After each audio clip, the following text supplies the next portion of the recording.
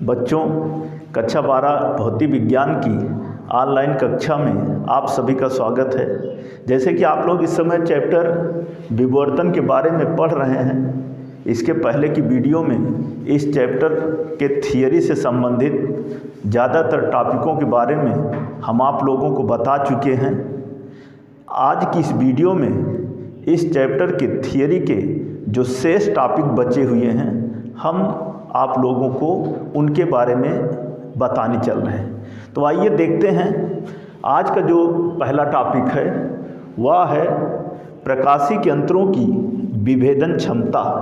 तो होता क्या है कि किसी प्रकाशिक यंत्र की दो समीपवर्ती वस्तुओं के प्रतिबिंबों को अलग अलग करने की क्षमता को ही प्रकाशिक यंत्रों की विभेदन क्षमता कहते हैं। हमने कहा कि किसी प्रकाशिक यंत्र की दो समीपवर्ती वस्तुओं के प्रतिबिंबों को अलग अलग करने की क्षमता को ही प्रकाशिक यंत्रों की विभेदन क्षमता कहते हैं। आइए देखते हैं दूसरा टॉपिक, प्रकाशिक यंत्रों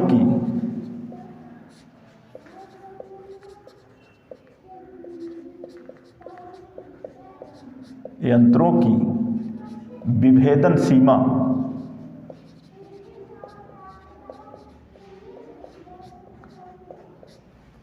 प्रकाशिक यंत्रों की विभेदन सीमा होता क्या है कि दो वस्तुओं के बीच वह न्यूनतम दूरी जबकि वस्तुएं प्रकाशिक यंत्र द्वारा अलग अलग स्पष्ट दिखाई दे सकें, प्रकाशिक यंत्रों की विभेदन सीमा कहलाती है। हमने बताया कि दो वस्तुओं के बीच की वह न्यूनतम दूरी जबकि वस्तुएं प्रकाशिक यंत्र द्वारा अलग अलग स्पष्ट दिखाई दे सकें, प्रकाशिक यंत्रों की विभेदन सीमा कहलाती है।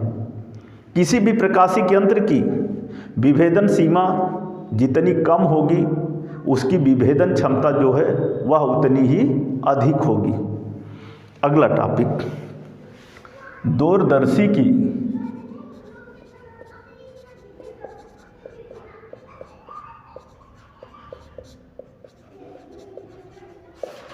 विभेदन क्षमता।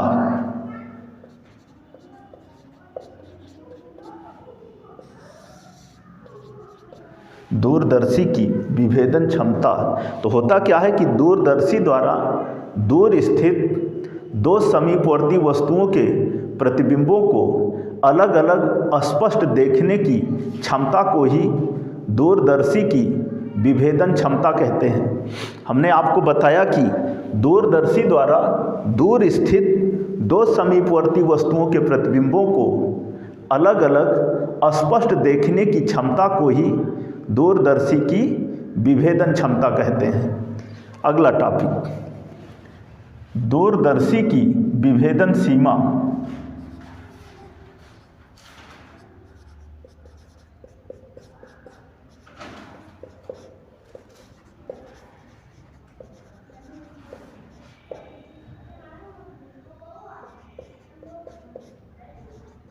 दूरदर्शी की विभेदन सीमा होता क्या है कि दूरदर्शी की विभेदन क्षमता के व्युत्क्रम को ही दूरदर्शी की विभेदन सीमा कहते हैं।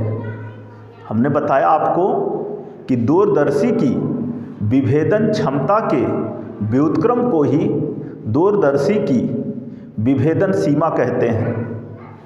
दूरदर्शी की विभेदन सीमा जो है वह प्रकाश की तरंगदैर्घ्य के अनुक्रमानुपाती तथा अवदृश्यक के द्वारक के व्युत्क्रमानुपाती होती है। अवदृश्यक के द्वारक चाहे कहें चाहे व्यास कहें, व्यास के व्युत्क्रमानुपाती होती है। तो आइए इसको लिखते हैं कि यदि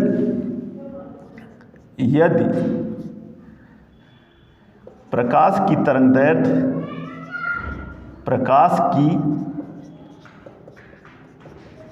तरंगदैर्घ्य लैम्डा और अवदृश्यक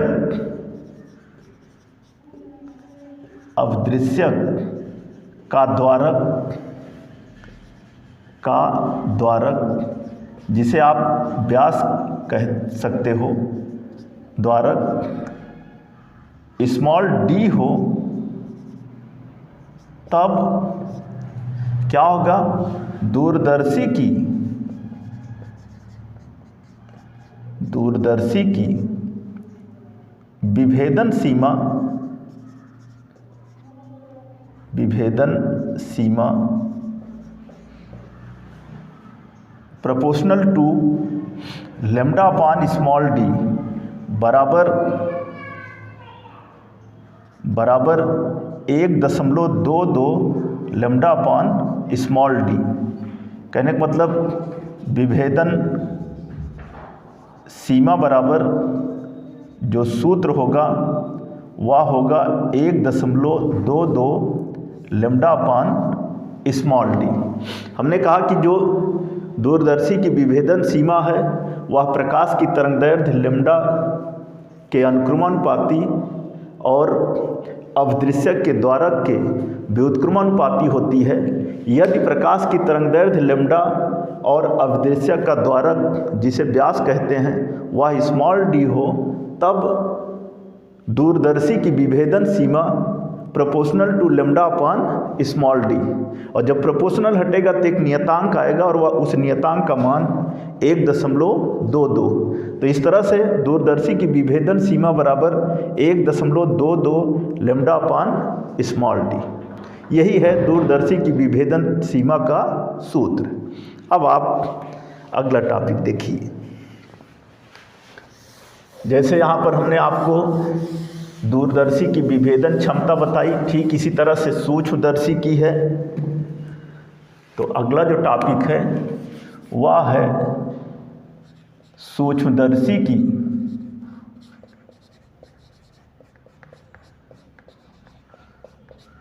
विभेदन क्षमता।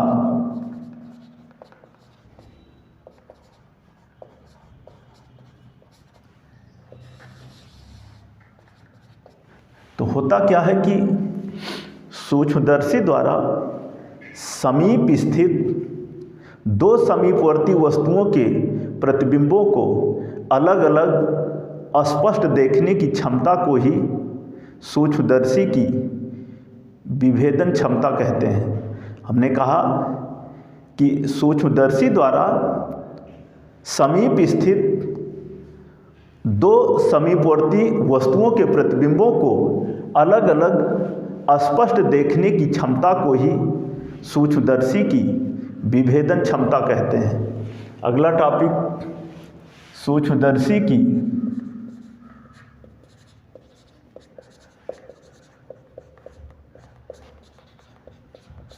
विभेदन सीमा।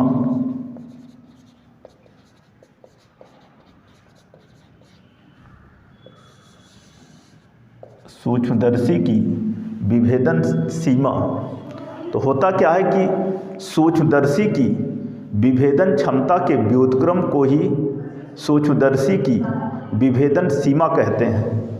सूक्ष्मदर्शी की विभेदन क्षमता के व्युत्क्रम को ही सूक्ष्मदर्शी की विभेदन सीमा कहते हैं। ये तो इसकी परिभाषा हुई। इसके सूत्र को जानने के लिए कैसे चित्र बना लेते हैं, ये आपके सामने हम बना रहे हैं।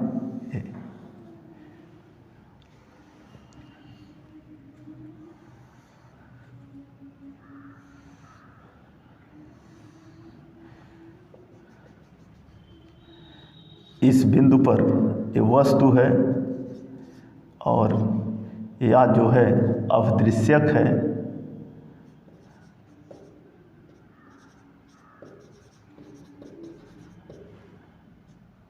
बीच का जो कोण है वो अल्फा है, इसके बीच का कोण अल्फा है ए। तो होता क्या है कि सूक्ष्मदर्शी की जो विभेदन सीमा है वह प्रकाश की तरंगदैर्घ्य लैम्डा के अनुक्रमानुपाती तथा वस्तु से अवदृश्यक पर गिरने वाली प्रकाश किरणों के बीच के शंकु कोण के व्युत्क्रमानुपाती होती है। शंकु कोण के व्युत्क्रमानुपाती होती है। यहाँ पर कहेंगे कि यदि प्रकाश की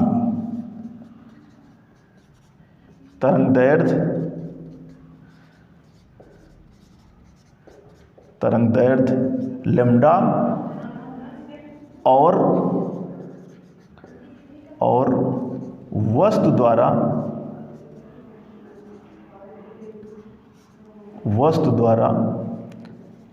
अवदृश्यक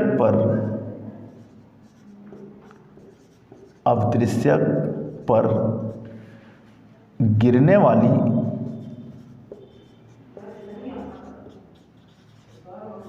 गिरने वाली प्रकाश किरणों के बीच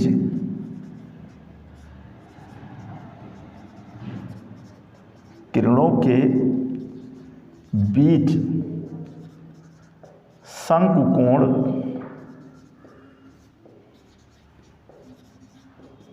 कोण 2α हो,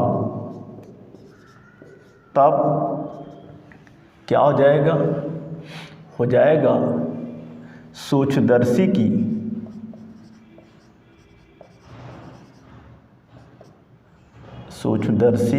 की विभेदन सीमा अनुक्रमानुपाती λ/2α, विभेदन सीमा प्रोपोर्शनल टू λ/2α, अथवा विभेदन सीमा बराबर हो जाएगा 1.22 λ/2 sin α। फिर आगे, यदि वस्तु और अवदृश्य के बीच में वायु ना होकर n अपवर्तनांक का द्रव भरा हो, यदि वस्तु और अवदृश्य के बीच वायु ना होकर n अपवर्तनांक का द्रव भरा हो, तब सूक्ष्मदर्शी की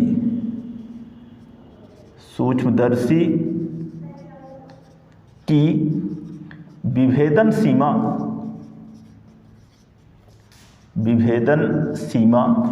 बराबर हो जाएगा 1.22 λ/2n sin α, 1.22 λ/2n sin α। तो ये है सूक्ष्मदर्शी की विभेदन सीमा का सूत्र।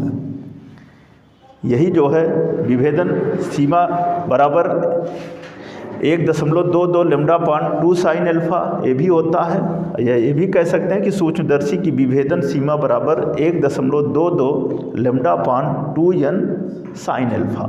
तो ये था सूक्ष्मदर्शी की विभेदन सीमा। अब इस चैप्टर का सबसे लास्ट टॉपिक जो है वह है इलेक्ट्रॉन सूक्ष्मदर्शी।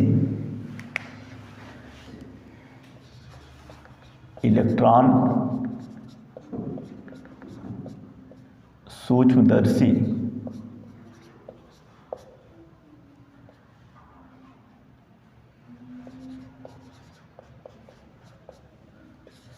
इलेक्ट्रॉन सूक्ष्मदर्शी जो है वह अति सूक्ष्म कणों को देखने के लिए प्रयुक्त किया जाता है। इसमें प्रकाश पुंज के स्थान पर इलेक्ट्रॉन पुंज का प्रयोग होता है, जिसका फोकसन वैद्युत तथा चुंबकीय क्षेत्रों द्वारा किया जाता है, जिस कारण इस इलेक्ट्रॉन सूक्ष्मदर्शी की जो विभेदन क्षमता है वह प्रकाशिक सूक्ष्मदर्शी की विभेदन क्षमता की तुलना में 5000 गुना जो है वह अधिक हो जाती है। हमने कहा कि जो इलेक्ट्रॉन सूक्ष्मदर्शी है वह अति सूक्ष्म कणों को देखने के लिए प्रयुक्त होती है। इस सूक्ष्मदर्शी में प्रकाश पुंज के स्थान पर इलेक्ट्रॉन पुंज का प्रयोग किया जाता है, जिसका फोक्सन वैद्युत तथा चुंबकीय क्षेत्रों द्वारा किया जाता है, जिस कारण इस सूक्ष्मदर्शी की जो विभेदन क्षमता है वह प्रकाशिक सूक्ष्मदर्शी की विभेदन क्षमता की तुलना में 5000 गुना जो है वह अधिक हो जाती है। तो यही है इलेक्ट्रॉन सूक्ष्मदर्शी, जो कि इस विवर्तन चैप्टर का लास्ट टॉपिक था। तो बच्चों, आज की इस वीडियो में जो इस विवर्तन चैप्टर के बचे हुए टॉपिक थे, जो कि इसके पहले की वीडियो में ज़्यादातर टॉपिकों के बारे में हम आपको बता चुके हैं, जो बचे हुए शेष टॉपिक थे उनको आज की इस वीडियो में हम आप लोगों को बताए हैं। जैसे बताए हैं अब आप ध्यान दें, बातों को सुने, जिस तरह से आपको बताया समझाया गया है, और नोट करें। इस चैप्टर के आंकिक प्रश्नों के साथ हम आपको अगली वीडियो में मिलेंगे। धन्यवाद।